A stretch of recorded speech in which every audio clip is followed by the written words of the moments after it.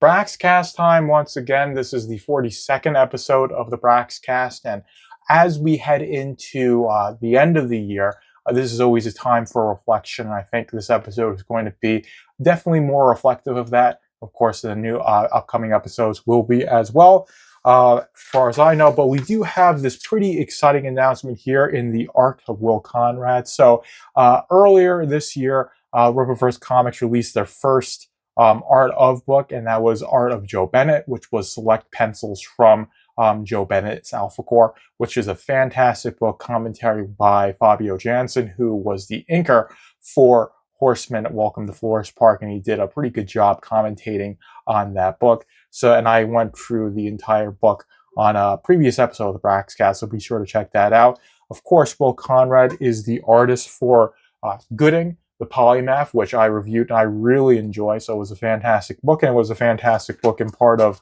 his fantastic pencil work. You know, stuff like this looks absolutely fantastic. And if we can get to, I think I passed it here, but what I think is some of the best artwork from this book, and Will Conrad was the artist on this book, and it's part of the reason why this book was as good as it was. Of course, Mike Baron gave a really good, solid script for that, but Will Conrad really brought that to life.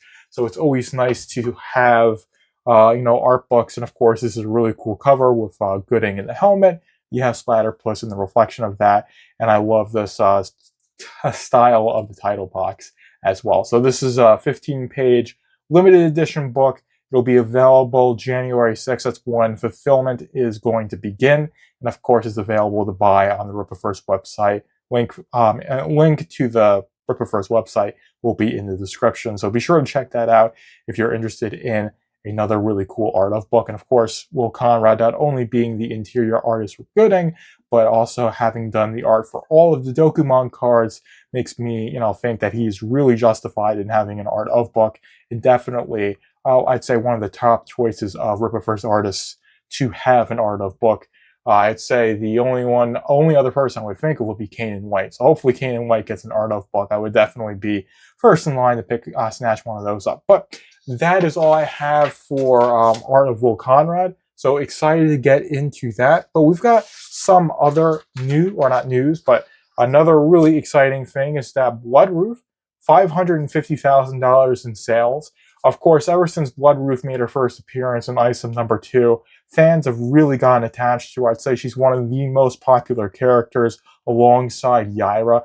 Yaira is probably the only character that's more popular than Bloodroof, other than Item. So it'd probably be Yaira, Bloodroof, and Item are the three most popular Rippaverse characters. And the fact that her first book has made over $500,000 in just a couple of weeks is definitely indicative of that. Well, yeah, basically a little over a month, I would say. Yeah, because it launched on Halloween, and we're in very early December as I film this, so a little over a month, probably about 6 weeks, is when it took to get to that $500,000 mark, or almost to $600,000. So it's probably going to end up doing a little bit better than Horseman.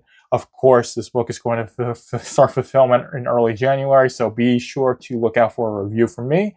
And I'm really excited to get into this one. I really loved Yaira because of how much world building went on in that book, and I believe that the Saskas are really going to knock it out of the park with this one. And there's just so much about her character that's really opportune for world building. But that's enough about Bloodroof. I speculated on that before, and I really can't say anything else until we get the book in our hands. But we're going to go into a bit more of a reflective state. So in just over 2 years between the pre-order campaigns, the collections, and their day-to-day sales, there have been over 210,000 books sold. So this is massive for an indie company. And Rippaverse is basically the most successful modern indie company, having been founded in 2022, having basically the largest comic book campaigns in the, I wouldn't say they're crowd funds, but comparing to the crowdfunding campaigns on Indiegogo and Kickstarter, which they had their own site, but that's where you would compare the numbers to. Item number 1 blew that out of the water. Item number 2 blew everything other than Item number 1 out of the water, and even something like Alpha Core and Yaira which made a lot less, or made over $1 million less than Isom number two. They still were some of the most successful comic book campaigns. So it's just very much so, how did this happen? It's an absolute phenomenon in independent comics that you can just come in and just make this amount of money and get this momentum and just keep it going. So I think, having been from the beginning, kind of qualified to say why this happened. So, of course, we start with Isom 1 and Isom number 2 coming pretty shortly after that. And the whole thing is that Eric was very consistent and keeping everything close to his chest.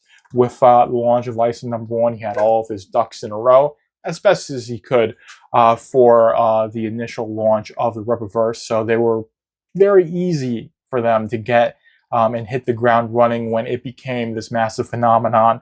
They had some growing pains with getting Isom number 1 out and then fulfilling Isom number 2, or then getting to the launching and fulfilling Isom number 2, but they were able to keep it rocking and rolling. And these two books were not the best comic books in the world, but I still think they're pretty good, pretty interesting. And what Isom number 1 did is really just introduce the reader to an interesting and intriguing comic book universe. And then Isom number 2 expanded upon his story, and having the success and the narrative establishment in Isom allowed Eric and the Rippaverse to establish a true comic book company. And we've got, with Alpha Corps, right? So you have Alpha Corps number 1, and part of what made Alpha Corps number 1 so good is the fact that Eric got Chuck Dixon and Joe Bennett to make this comic book, in terms of writing it, in terms of doing the art for it, so that visually set it up really well. But it was established, the Alpha Corps was established in Isom number 1, their existence, and that really gave the intrigue to want to find out more about the Alpha Corps. So like, oh, they show up in Isom number 1, wonder what they're all about. And just having this basically super powered police force, and having the X-Seps in Flores Park. Again, it's an interesting and intriguing universe. And the Alpha Corps I'd say, are a great avenue to expand upon that universe. And having, Chuck Dixon and Joe Bennett to be the ones to bring that to life is what helped make this over $1 million. It's what gave that goodwill to the fans, is because Eric is someone who knows comics. He's aware of the comics as a medium. He has an understanding of it, so he knew how to choose people who did good work. He chose very well for Alpha Corps. The fans responded very well. And then the follow-up to that being Yaira number 1.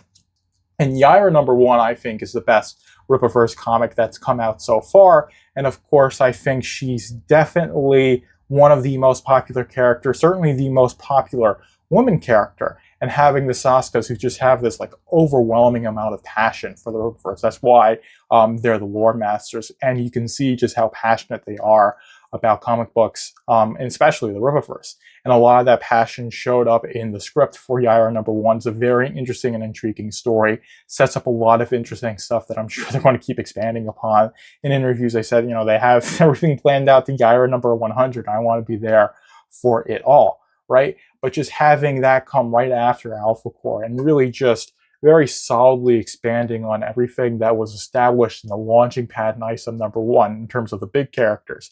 You've got Alpha Corps, of course, expanding upon Alpha Corps, but along with, Michael Copper, Lillian Renashi as well.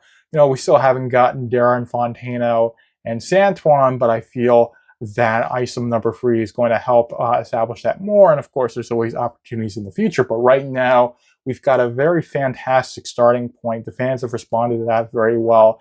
And every bit of opportunity that's been afforded to the Rippaverse financially, they've put back into the company, kept expanding.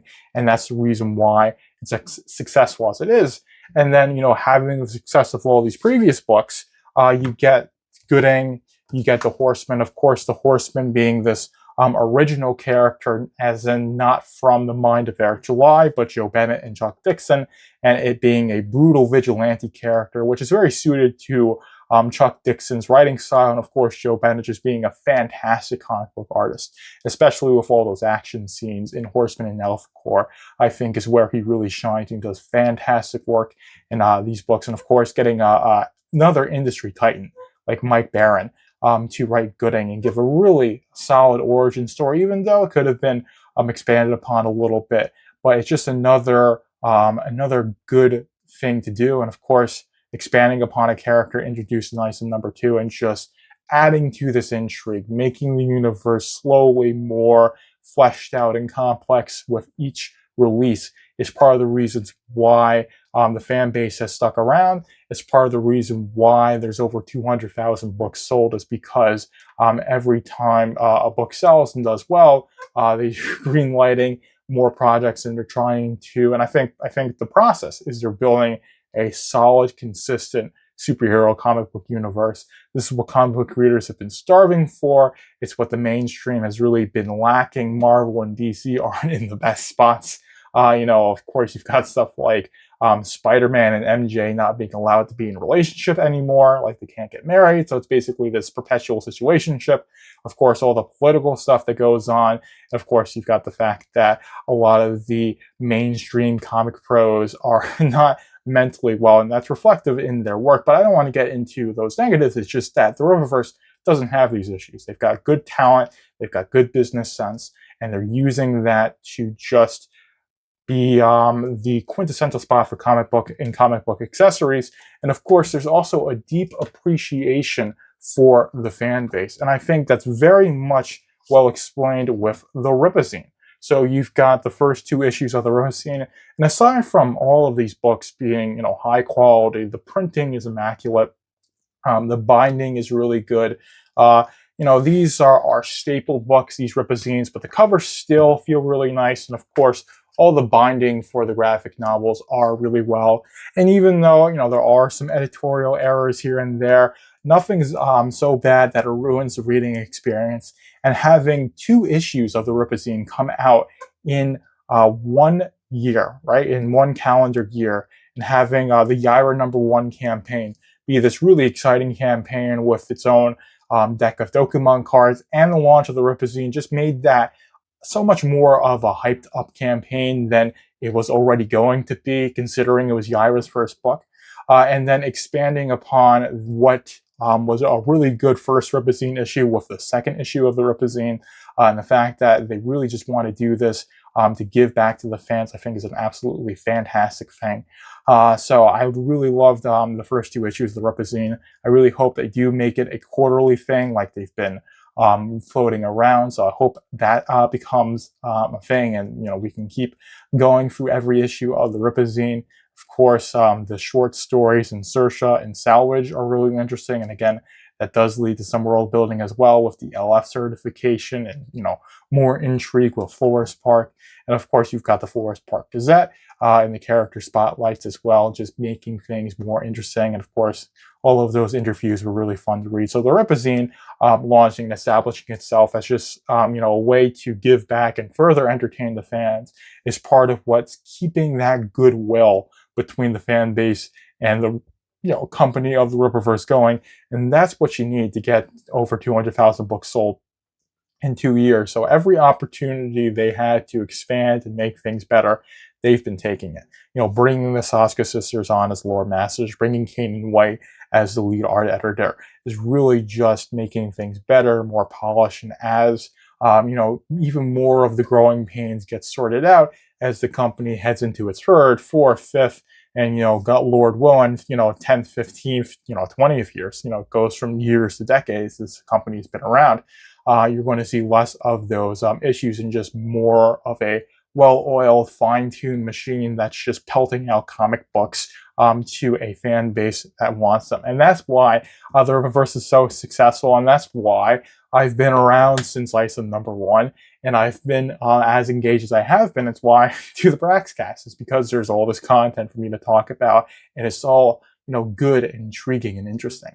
And that's really what I think comics has been missing, and that's why the fan base has responded so well to it. But that's really all I have today. It's more of a reflection upon that milestone of over 200,000 books sold.